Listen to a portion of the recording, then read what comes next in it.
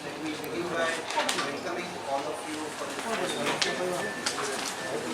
As you are aware, in accordance with the provisions of Article 151 of the Constitution of India, the Comptroller and Auditor General submits his audit reports to the President or Governor as the case may be, for being laid on the table of the Parliament or State Legislature.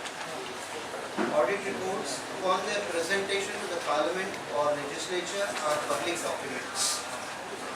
As per the procedure, the audit reports of the Comptroller and Auditor General to the Parliament or State Legislature relating to the expenditure and revenue from Consolidated Fund of India or of the state stand referred to the respective Public Accounts Committee.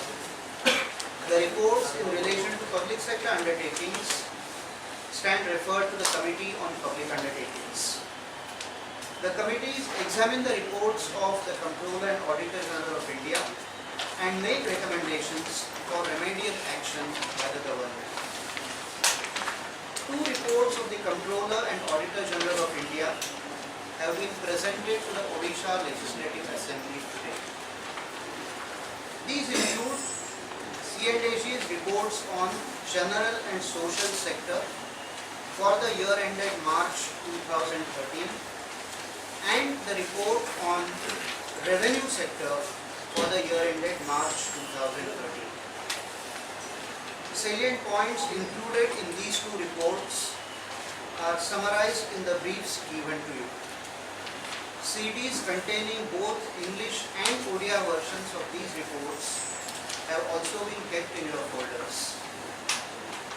These reports are also now available at the website of Accountant General Odisha, and the website addresses are www.agodi.cag.gov.in and www.agodisha.gov.in.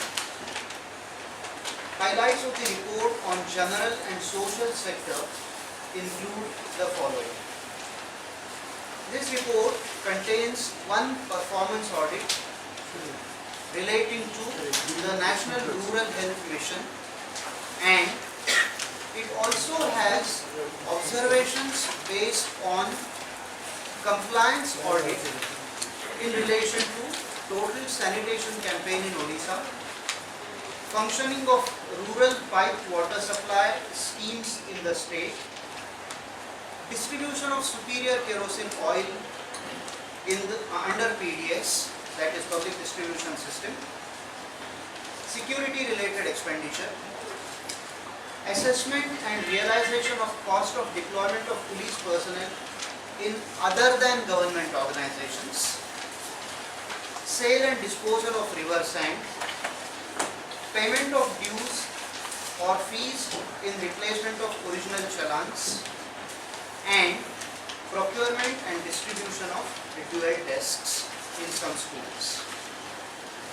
Let me start with the important observations relating to National Rural Health Mission. We found that the planning was deficient due to non-preparation of perspective plans and annual action plans during 2007 to 13 at the state, district as well as block levels. District Health Action Plan was prepared for only 4 districts out of 30. The 4 districts where this plan was available are Cuttack, Dhenkanal, Puri and Mayurbhanj. Details in this regard you can find in paragraph 2121. Gaon Kalyan Samitis, which were meant to work as community level platform to facilitate public health activities, were formed late, and 63 Gaon Kalyan Samitis were still to be formed at the time of the audit report. The delay in formation of these samitis led to the Government of India's assistance being short received, that is less received, by rupees 18.52 crores. State healthcare spending remained below 3% of the total budget as against the recommended 8% in terms of the National Health Policy 2002. This was due to less allocation by the state. When compared to the GSDP, that is gross state domestic product, the spending on public health, including NRHM, remained below 1%. There were delays in release of Government of India installments due to delay in submission of project implementation plan by the state.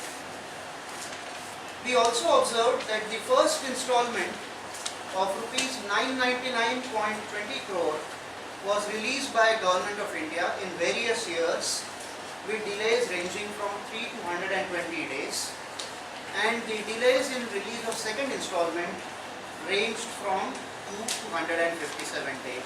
Details you will find in paragraph 2.1.4.3. The next important finding is that though the maternal mortality rate reduced from 303 in 2007-8 to 237 in 2011-12, this rate was still above the target set by NRHM, which was 100. As regards the infant mortality rate, even this rate reduced from 71 to 57 against the national average of 55 to 54 during 2007 to 2012. The target of NRHM here was 30, and this rate is counted with reference to per 1000 live births. Despite increasing trend of institutional deliveries in the state, position was not satisfactory in the districts of Koraput, Navranpur and Kalahandi, where it remained between 13 to 64% as against the NRHM target of 70%. Despite stipulation in Indian Public Health Standards to have their own buildings, 91 PHCs, that's primary health centers, and 2,969 sub-health centers were functioning from private buildings in the state. Infrastructure was not satisfactory, as only 50% of the works were completed out of 5,028 works which were sanctioned during 2007 to 13. We also found that facilities for pathological tests were not available in 13 test check community health centers, whereas X-ray and electrocardiogram (ECG) facilities were not available in all the 24 CHCs which were test checked in the course of audit. Against the Indian Public Health Standard norms for posting of 10,594 doctors in the state, 5,077 doctors were sanctioned and 3,435, which is 32%, were in position as of March 2013. The details of this will find in paragraph 2.1.8.1. Similarly, as against the requirement of 20,064 health workers for sub-health centers in the state, 10,914, that's about 54%, were in position. No staff nurse and lab technicians were posted despite stipulation in IPHS to 5 staff nurses and 2 LTs, that is lab technicians, in each public health center, in each primary health center. Besides, 59% of pharmacists were found short in primary health centers. We also found that though 1,075 specialists under 17 categories were essential for district health headquarters, only 603 specialists were available. Drugs which is not of standard quality, valuing rupees 5.80 lakhs, and life expired drugs of rupees 0.74 lakhs were found administered to patients. Essential drugs valued at rupees 4.60 crore were procured by the State Drug Management Unit and distributed to rural medical institutions without quality testing. Drugs worth rupees 42.84 lakh with less than 5/6 of the shelf life, and 5 drugs worth rupees 31.90 lakhs without any manufacturing date written on them were also procured. The details will find in paragraph 2.1.9.6. The conclusion which emerges from this audit of NRHM, National Rural Health Mission, is that the objectives of the mission to provide accessible, affordable, reliable and quality health care to rural population sought to be achieved through this mission remained largely unfulfilled. I now move to the important points relating to compliance audit.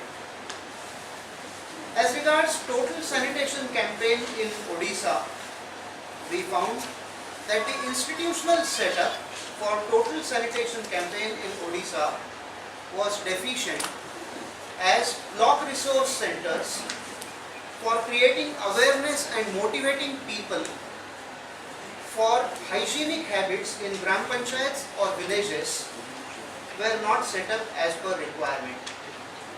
The department set up 58, that is 18% of these resource centers against the requirement of 314 by September 2013. Funds under the Information, Education and Communication Program, which is an important component of this total sanitation campaign, were utilized to the extent of 12% of availability. Advances amounting to over rupees 13 crore to different officials and organizations remained unadjusted as of November 2012. Inadequate and unplanned IEC activities led to lack of awareness and less creation of demand, and the objective of the total sanitation campaign program to provide access to toilet to all rural areas by March 2012 remained largely unfulfilled, as 85.90% of rural households were not having access to these facilities. During joint inspection in 25 gram panchayats, these joint inspections involve people from audit as also people from the concerned government department. We found that though Nirmal Gram Puraskar was awarded for all these 25 gram panchayats, none of them fulfilled the eligibility criteria. I now move to the rural pipe water supply scheme in the state. As far as these schemes are concerned, we found that the community involvement was absent due to non-formation of village level water and sanitation committees and non-preparation of village water security plan. We found that only in 2,906, that's 25% of such committees were formed against the requirement of 11,469 such committees by December 2013. We also found that due to dual responsibility, that is operation of these schemes was the responsibility of Panchayati Raj institutions, whereas maintenance of these schemes was left to Rural Water Supply and Sanitation Department. Many projects were lying defunct or were not functional for years. The department failed to take adequate precaution to provide safe water, and unsafe water with excess chemical content from 73 projects was being used by people from such schemes. We now move to distribution of superior kerosene oil under the public distribution scheme. Here we found that the government failed to review the list of beneficiaries annually since 1992 for the purpose of deleting ineligible beneficiaries and adding eligible beneficiaries.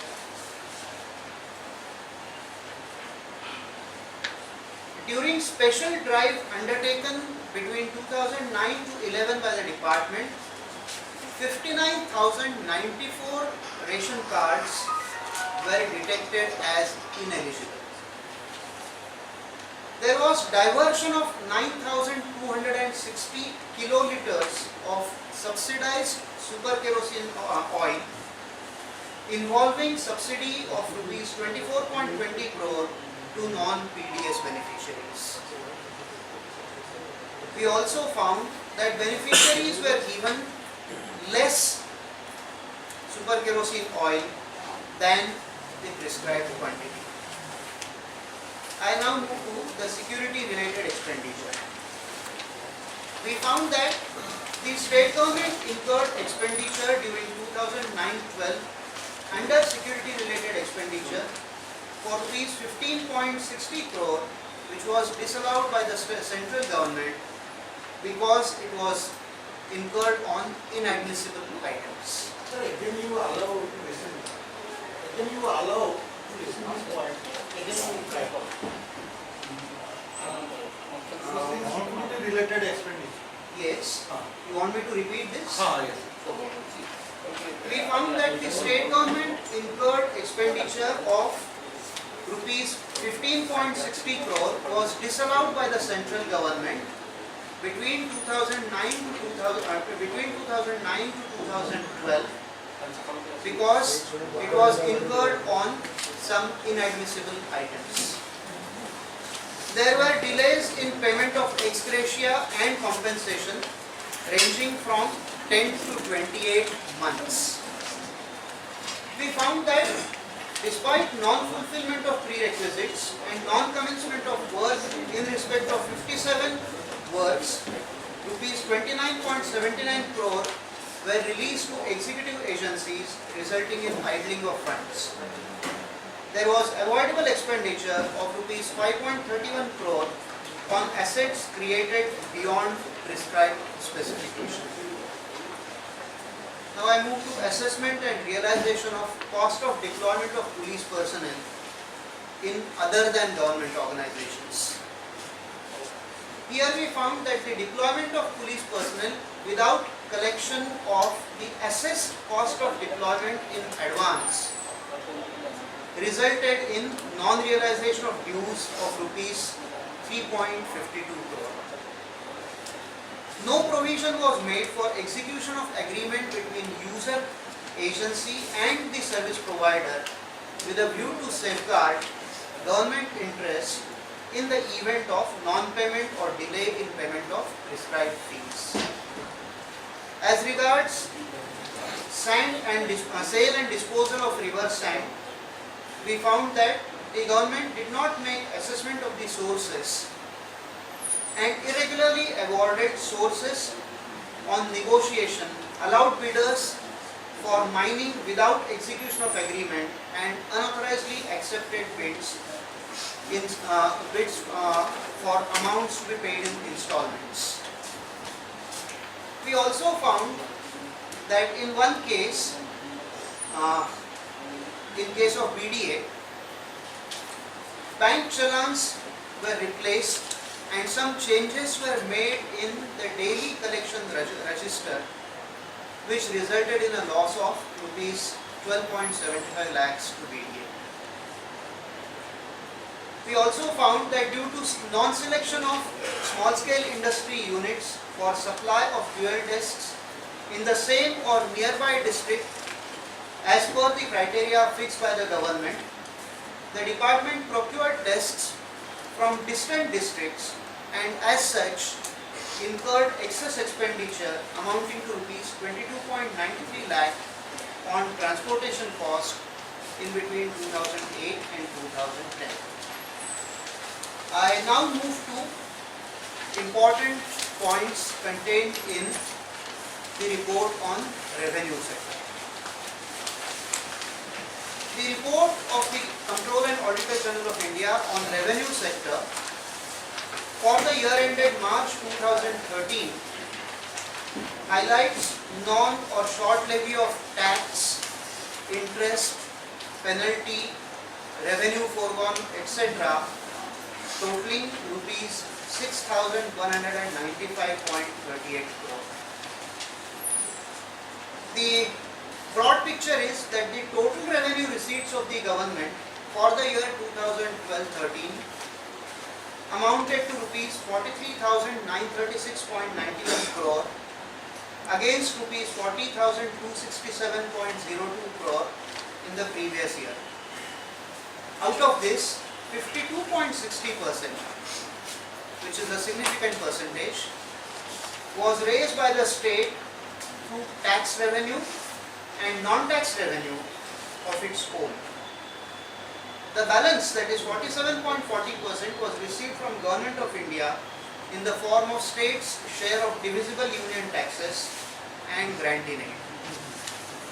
I now move to some important observations relating to some specific types of receipts of Government of India. I first go to the value added tax, central sales tax, entry tax and profession tax. In relation to these taxes, we had an audit of deduction of tax at source from works contractors.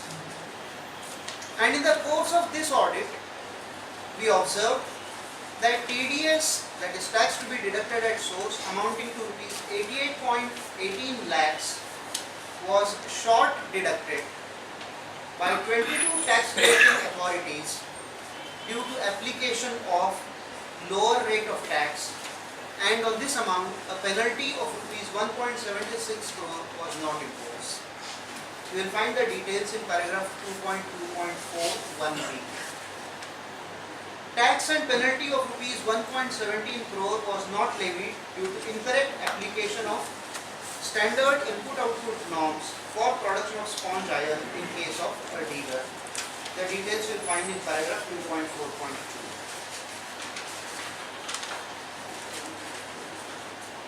Penalty of rupees 15.96 crore was not found imposed on 5,542 dealers for non-submission of certified report on the audited accounts within the prescribed period. As regards motor vehicles tax, we found that motor vehicles tax and additional tax amounting to rupees 83.01 crore including penalty, was not or short realized in respect of 37,098 vehicles under different categories. You will find the details in paragraphs 3.3.1.1 and 3.3.1.2. Coming to stamp duty and registration fees, we found that the government sustained a loss of revenue amounting to rupees 10.74 crore towards stamp duty and registration fees due to misclassification of documents of development agreement instead of conveyance. We also found that due to non-levy of stamp duty and registration fees as applicable to conveyance on the registration of power of attorney involving transfer of possession, there was loss of revenue amounting to rupees 114.10 crore. You will find the details in paragraph 4.2.3.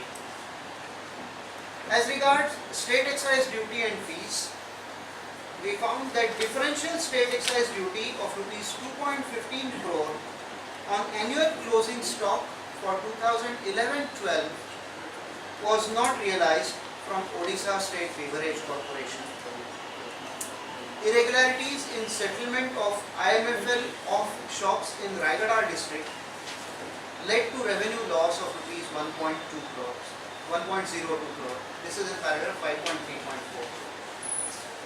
Coming to mining receipts, we had conducted a performance audit of working of steel and mines department, and in the course of this audit, a test check was conducted in 7 out of 14 important circuits. The important results as a result of this audit include the following. A long-term strategy for conservation and development of minerals in the state was absent. The details in this regard you will find in paragraph 6.2.8.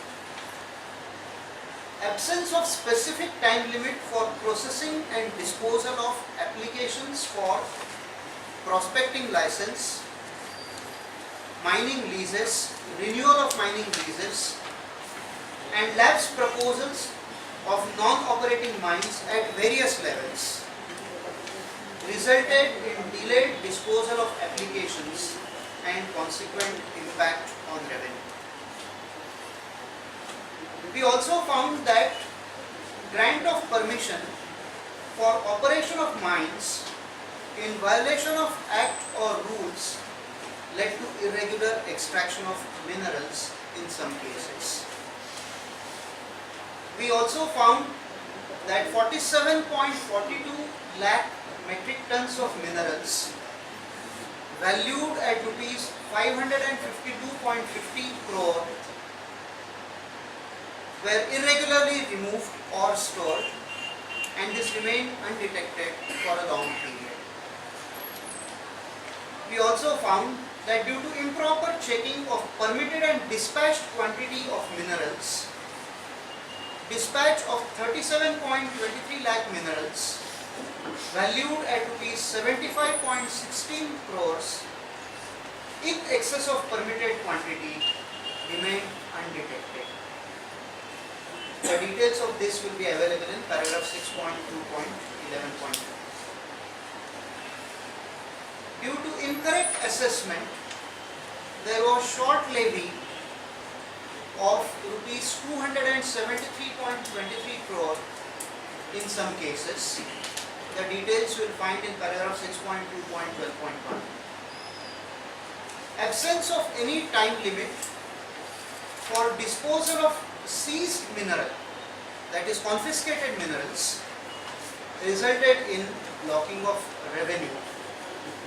And if you want to know a little more specifics, the minerals involved were something like 46,400 tons, which involved about 6.29 crores in 3 circles. Sir, regarding this irregular removal, storage of this mineral, Yes. and which remains unchecked, undetected for a long period. Yes. That means it was found after some time. Yes. As I said, the The details of this are available in paragraph 6.2.11. What had happened essentially is, to tell you in short, the minerals were stacked in forest area which was outside the lease area granted to the lessee, and transit passes were also not issued, but still the minerals were there. So this is what was So it was dumped in somebody's other's area. in nobody's area, in government's area, that's correct. I have little bit doubt. Yes. What is the mines area, how much cells have been collected? That these are cases where the circles involved are Jagatsinghpur circle,